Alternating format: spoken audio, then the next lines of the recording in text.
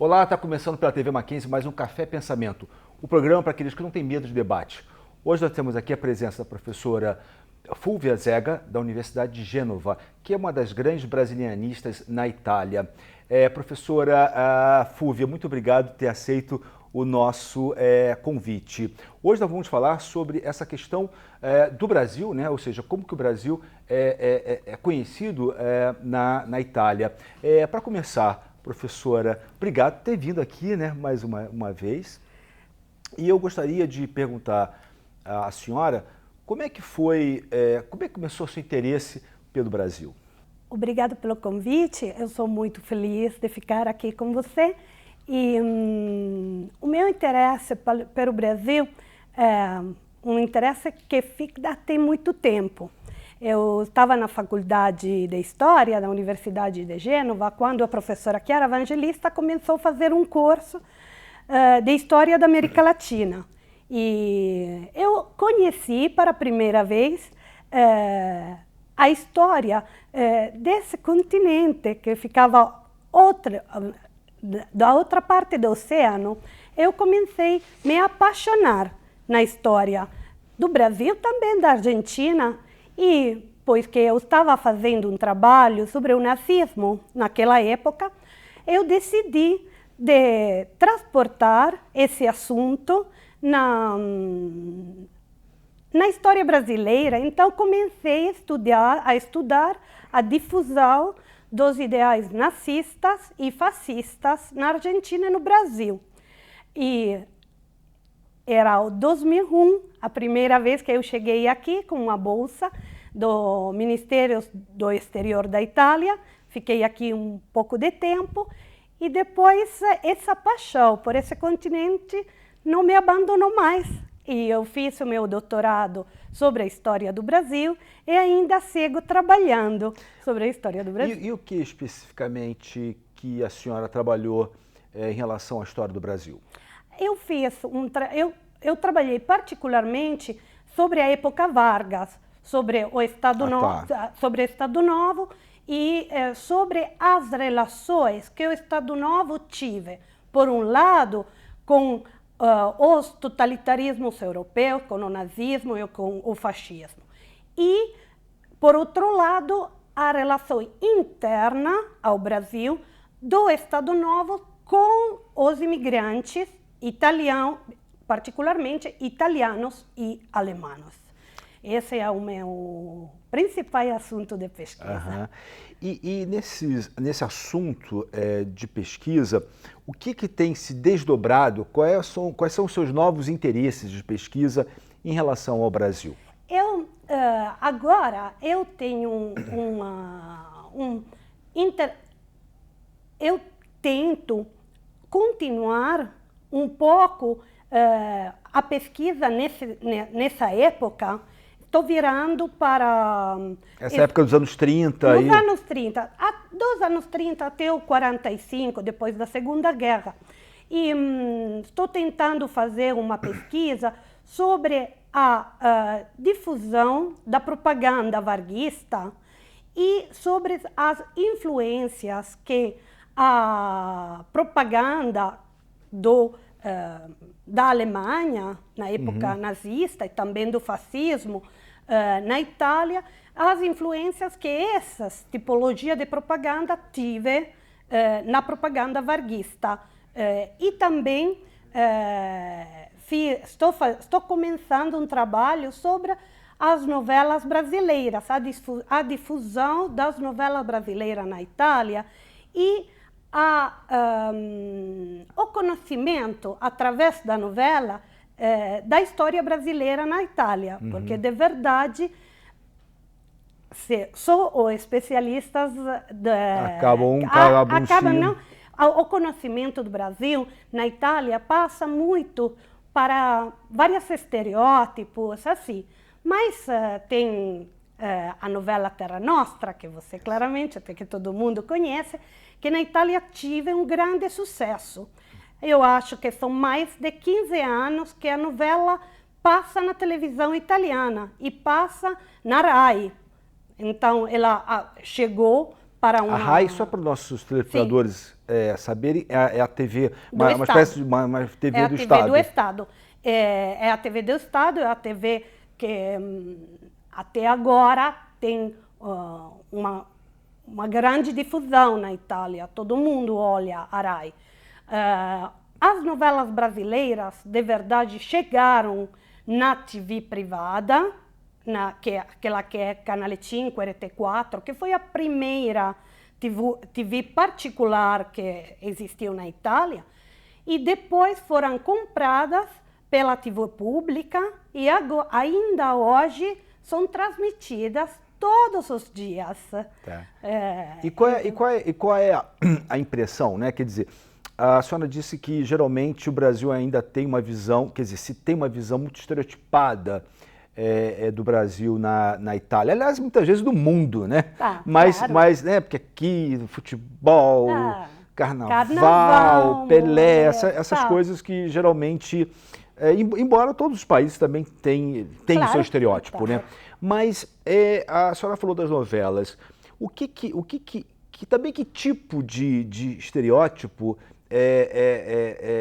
se passa, né? Quer dizer, o que a senhora percebe que o italiano médio compreende do Brasil? Eu acho que como já eu disse, a visão do italiano médio para o Brasil é uma visão que passa particularmente pela música. Tem vários autores, sobretudo clássicos, que estão muito conhecidos na Itália: o Gilberto Gil, o Caetano Veloso, o Chico Buarque. Pelo carnaval, claro, as praias, assim, todo mundo tem estereótipos. Aqui tem estereótipos da Itália também, então é normal. Como a pasta. Esse é um comida, estereótipo positivo, né? Tem modo também de falar, negativo, não falar. Essa novela, eu acho que tive muito sucesso na Itália, porque claramente tem muito a ver com a imigração italiana no Brasil. Uhum. Eu acho que não é um caso que foi essa particular novela a passar por muito tempo, porque a RAI fez também um experimento com outra novela, com Aquarela do Brasil. Uhum. Mas depois poucos episódios a novela acabou. Uhum. Eu acho porque o assunto da Aquarela do Brasil era mais brasileiro. Tá. E não tive grandes relações com a imigração italiana. Eu acho que aquele público que olha as novelas, que na Itália são geralmente mulher dona de casa, de uma idade entre os 40 e os 60 anos, não é? Gosta muito de saber alguma coisa sobre a imigração italiana e, por um lado, percebem essa história como uma história italiana, não só como uma história brasileira. Uhum. Mas, ao mesmo tempo, quando você olha a novela, você pode encontrar vários referimentos históricos da história brasileira.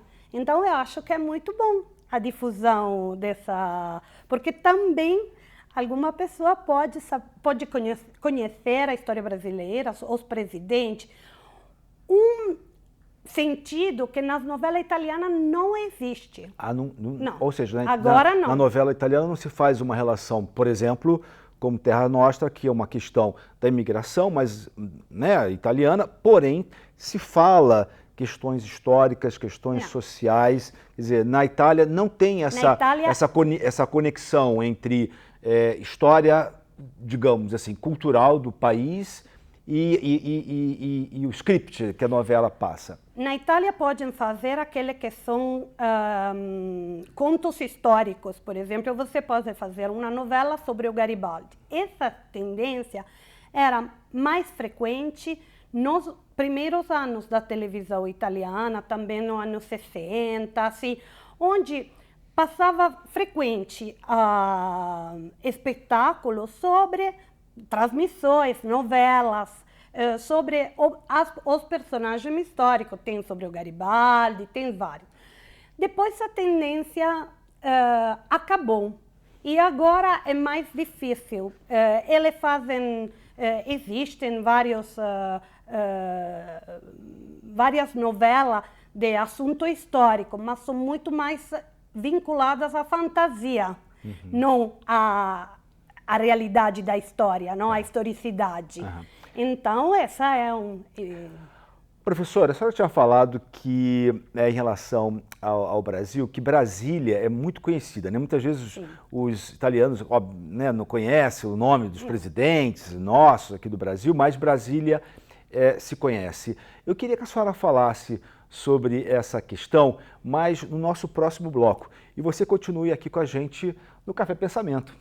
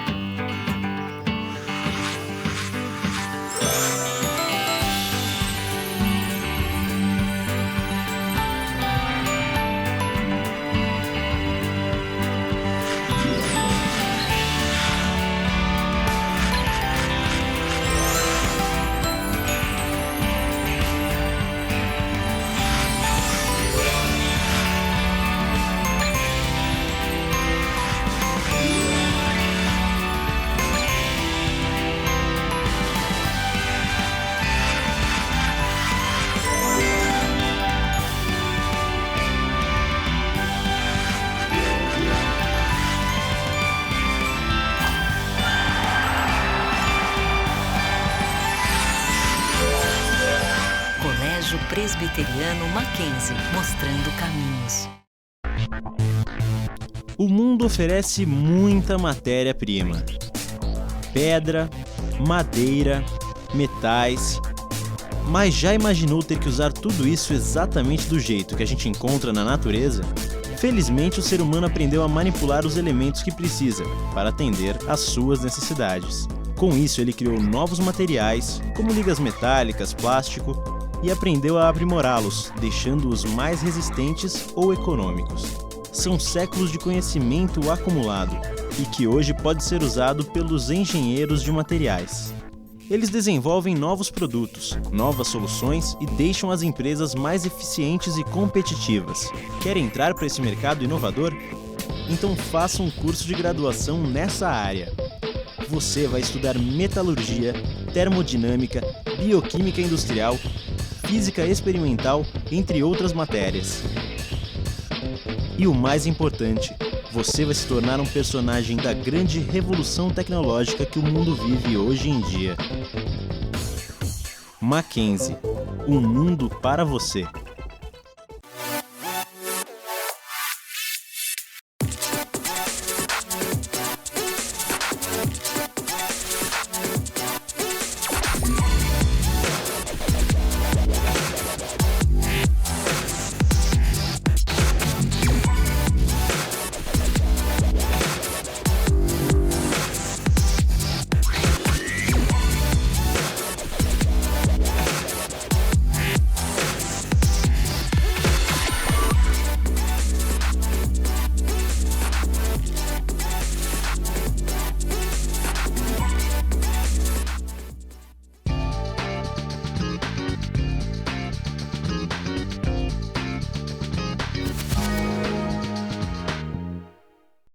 Olá, estamos de volta ao Café Pensamento, hoje entrevistando a professora Fulvia Zega, da Universidade de Gênova, Itália. Professora, nós tínhamos falado no bloco anterior a respeito que os italianos conhecem, o que eles conhecem de nós brasileiros, por exemplo, é Brasília, a nossa capital. E eu gostaria de saber por que isso, por que esse interesse dos italianos a respeito de Brasília? Eu acho que esse passo porque Brasília é a construção de Brasília, a decisão de construir a capital, porque essa claro. Sentados na mesa, porque é uma decisão desse tipo. Na Itália estranha, porque, claro, na Itália você não pode construir uma cidade para ser capital. Na Itália foi capital Turim, depois e essa aplicação das ideias positivistas de construir uma capital que representasse o Brasil e que foi situada no meio da nação brasileira, por tentar unificar esse grande país, eu acho que só leva muito interesse e muita curiosidade. Eu acho também que o pessoal nunca viu uma foto de Brasília, mas a ideia de Brasília... A ideia chamou atenção, ou seja, construir uma cidade, né, no centro do Brasil, onde não tem nada. Então isso chamou a atenção dos italianos, tendo em vista que, bem, é um país que que não dá para construir, não dá para se ter essa concepção. Na Europa, eu acho que não poderia existir uma decisão desse tipo. Então, eu acho que atirou muito a atenção, claro, mais da classe intelectual, dos arquitetos, dos sociólogos, mas a existência, a construção de Brasília é bastante conhecida, o caso. E também interessa muito os estudantes, que eles não são interessados em toda a história brasileira. Professora, a senhora também trabalha, né, com imigrações. Eu não sei se a senhora está a par, né, quer dizer, claro, né, a senhora tem a preocupação com a imigração italiana, é claro, mas hoje também nós temos outras levas de imigrações aqui no Brasil, como do Haiti, bolivianos, coreanos. A senhora tem estudado, tem visto alguma coisa? Como é que a senhora vê essas novas imigrações aqui no Brasil? O assunto da imigração, claramente, é um assunto muito interessante e que não vai parar, porque também tem o grande problema na Europa, dos refugiados, essa época onde se fala muito de imigração.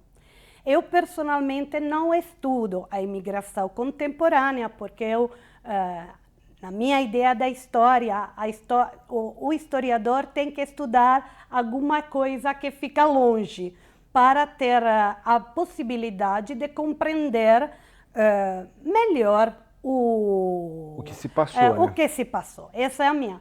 Mas eu acho que para viver nesse mundo precisa conhecer os fluxos migratórios atuais.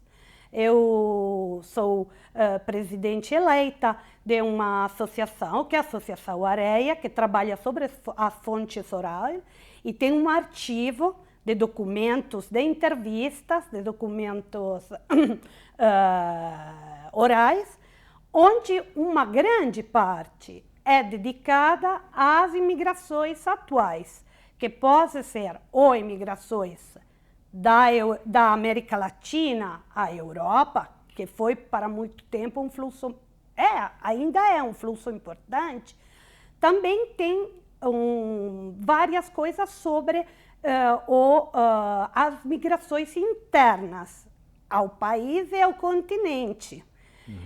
Eu acho que para viver nesse mundo precisa conhecer a questão da imigração, porque claramente é um processo que não para, que muda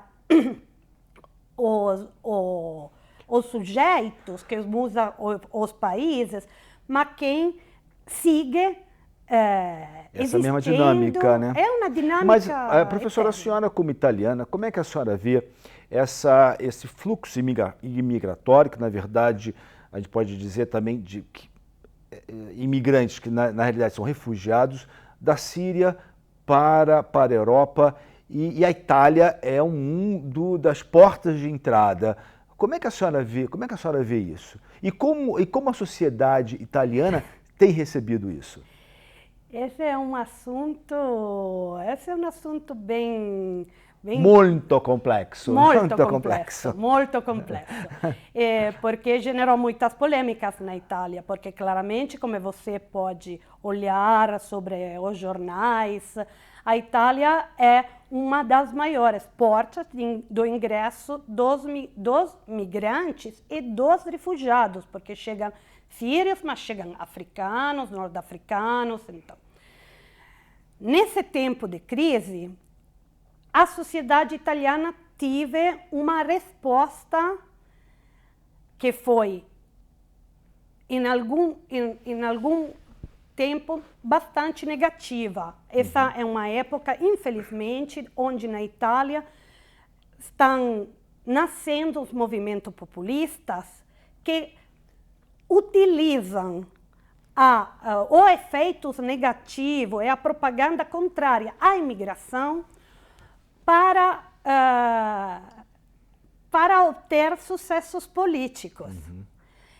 E eu acho que o grande problema na Itália não é a imigração, é a gestão que o governo, a incapacidade do governo italiano de gestir o assunto da imigração. Mas não é um problema com a imigração. A imigração na Itália sempre existiu. Os migrantes na Itália são fundamentais para fazer vários tipos de trabalhos e também são úteis à sociedade italiana, são necessários à sociedade italiana. Acho que a Itália deveria desenvolver um sistema melhor de acolhida, um sistema melhor de integração desses migrantes à nossa sociedade. Eu espero essa coisa. Mas, Professora, para terminar, a senhora gosta muito do Brasil e a senhora sempre fala que o Brasil é um país do futuro. Por que a senhora acha que nós somos um país do futuro? A minha experiência é uma experiência totalmente positiva no Brasil. É uma experiência de trabalho na universidade. Eu vejo que o Brasil tem muitas ideias e tem a capacidade de desenvolver essas ideias. Eu frequento várias instituições, arquivos, biblioteca, livraria e adoro essa capacidade de otimizar. Por exemplo, uma coisa que eu gostei muito foi a digitalização dos documentos da Biblioteca Nacional do Rio de Janeiro. Na Itália, essa coisa ainda não existe. E esse processo não é só um processo de utilidade para nosso historiador, também é um processo de democratização da história. Porque aquelas pessoas que vivem longe da Rio de Janeiro e que não podem ir pesquisar no Rio de Janeiro para diversas razões, ele pode também fazer história, uma história de qualidade com documentos. E essa coisa, até tempo, não era possível. Então, eu acho que esse é um exemplo, claro, mas medidas como essas são testemunha da ideia de futuro que tem o Brasil. Professora, muito obrigado por ter aceito o nosso convite. Agradeço também você que tem nos acompanhado e até o próximo Café Pensamento.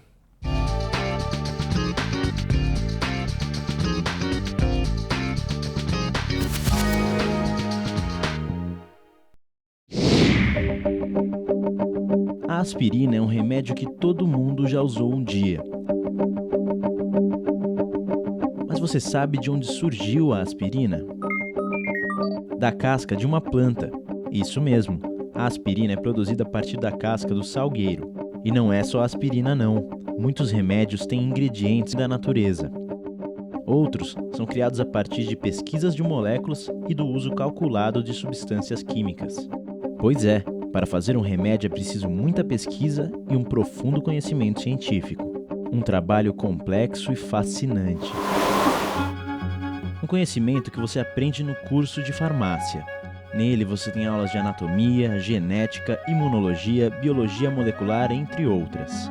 Você aprende a usar a ciência para garantir saúde e qualidade de vida às pessoas.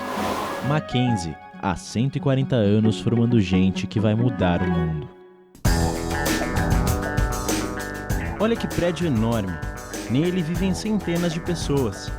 Você conseguiria projetar uma obra como essa? E que tal este prédio? Lindo, não é? Mas não basta ser bonito, tem que dar conforto às pessoas. Você sabe como fazer isso? Casas, prédios, para você morar ou trabalhar neles, eles precisam ser projetados.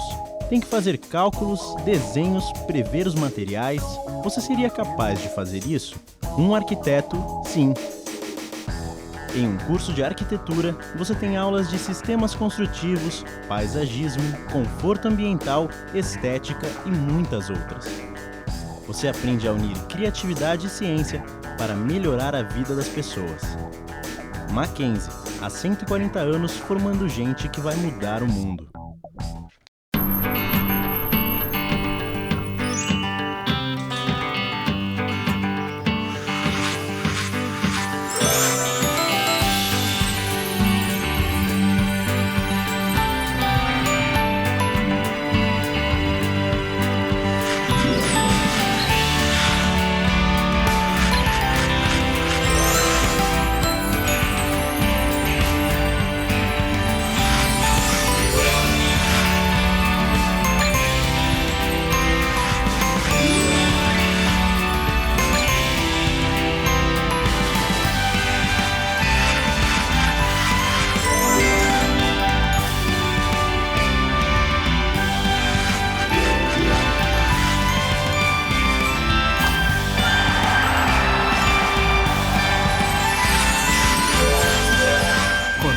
Presbiteriano Mackenzie, mostrando caminhos.